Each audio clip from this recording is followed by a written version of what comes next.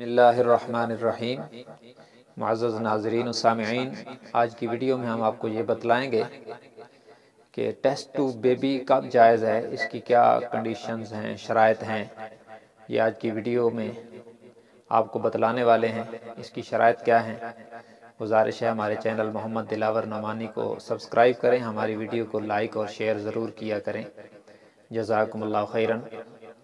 Test tube be be کی شرائط کا یہ پارٹ 1 ہے، انشاءاللہ پارٹ 2 بھی آپ کی خدمت میں پیش کریں گے، کیونکہ ہم اس مسئلہ کو تفصیل کے ساتھ آپ کی خدمت میں رکھنا چاہتے ہیں۔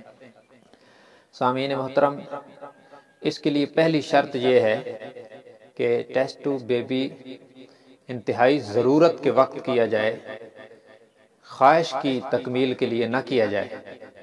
ایسا نہ ہو کہ ایک بندہ کسی باہر ملک میں رہتا ہے اور بیوی یہاں رہتی ہے اور وہ وہاں سے کہے کہ میں اپنے سپرم بھیج رہا ہوں، تم وہاں پہ جا کے جو ہے نا وہ بچہ پیدا کر لو۔ ایسا کرنے کی شریعت میں اجازت نہیں ہے۔ انتہائی سخت ضرورت پڑنے پر اور انتہائی مشکل حالات میں اس کو استعمال کرنے کی اجازت ہے، ضرورت کی حد تک، خواہش کی بنیاد پر نہیں ہے۔ پہلی شرط ہے یہ۔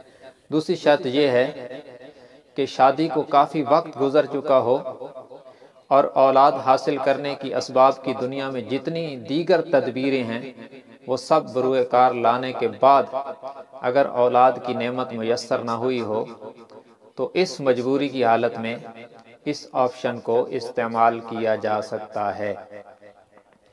تیسری شرط یہ ہے کہ جو میاں بیوی ہیں، جو کپل ہے جن کا آپس میں نکاح ہوا ہے، انہی کا سپرم ہو اور انہی کا انڈا ہو، عورت کا انڈا ہو، مرد کا سپرم ہو، اس میں کسی قسم کی مکسنگ نہ ہو۔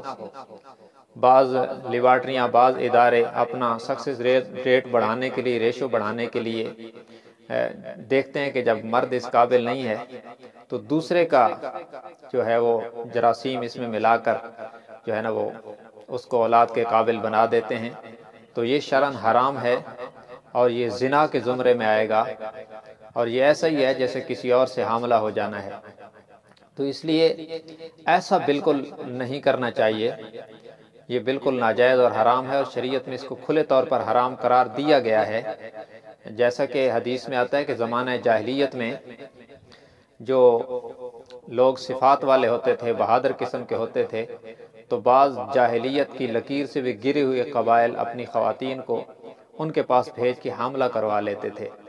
تو اسلام نے آ کر اس پر پابندی لگا دی ہے۔ حضرت عائشہ رضی اللہ عنہا کی یہ طویل تفصیلی روایت ہے جس میں یہ انہوں نے بتلایا ہے کہ زمانہ جاہلیت میں ایسے ہوتا تھا، لیکن اسلام میں آ کر اس پر مکمل پابندی لگائی اور اس کو خالصتاً حرام اور غیرت کے خلاف قرار دے کر نسب کی حفاظت کا عالمی منشور دیا ہے۔ تو اس لیے اس میں بنیادی طور پر یہ شرط ہے کہ نسب میں کسی قسم کی گڑبڑ نہ ہو، ڈاکٹر عادل اور امانت دار ہونا چاہیے تاکہ اس کا دونوں کا نسب، ان کی اولاد کا نسب پوری طرح محفوظ رہے۔ یہ 3 شرط ہیں، انشاءاللہ باقی شرطیں آپ کو آئندہ ویڈیو میں بتا رہے ہیں، ہمارے ساتھ رہیے گا۔ جزاکم اللہ خیرن۔ السلام علیکم ورحمۃ اللہ وبرکاتہ۔